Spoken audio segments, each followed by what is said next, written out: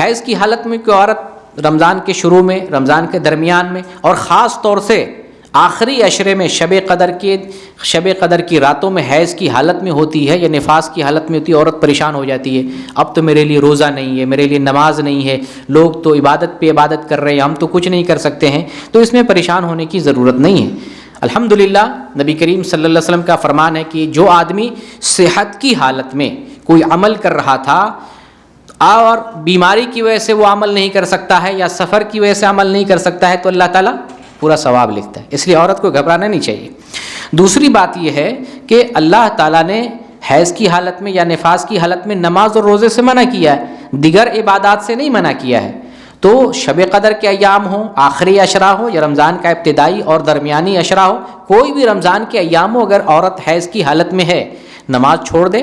اور روزہ نہ رکھے، لیکن وہ دعا کر سکتی ہے، ذکر و اذکار کر سکتی ہے، تلاوت کر سکتی ہے، اور اسی طریقے سے نیکی کا کام ہے جیسے بیانات سننا، کتابیں پڑھنا، لوگوں کو دین بتانا، افطاری کی تیاری کرنا، لوگوں کو افطار کھلانا، یہ جو نیک کام ہے وہ کام نیک کام منانی، خاص طور سے تلاوت پر عورت جو ہے زیادہ زور دے۔ حیض کی حالت میں جو ہے عورت تلاوت بھی کر سکتی ہے، البتہ جب قرآن ہاتھ میں لے تو دستانہ لگا کر لے، اور موبائل سے، لیپ ٹاپ سے یا الیکٹرانک جو ہے ڈیوائس سے اگر تلاوت کر رہی ہے تو اس وقت دستانہ لگانے کی کوئی ضرورت نہیں۔ تو یہ بھی بہت اہم عبادتیں ہیں، دعا کرنا، ذکر کرنا، استغفار کرنا، تلاوت کرنا، یہ بھی عظیم عبادات ہے۔ شب قدر میں ایک دعا سکھائی گئی، اللہم انک عفو تحب العفو فاعف عنی، یہ دعا کثرت کے ساتھ جو ہے سب پڑھ سکتے ہیں اور حیضہ کو بھی پڑھنا چاہیے۔ تو یہ عبادتیں حیضہ عورت یا نفسا عورت جو ہے اگر حیض کی حالت میں ہے یا نفاس کی حالت میں ہے تو انجام دے سکتی ہیں۔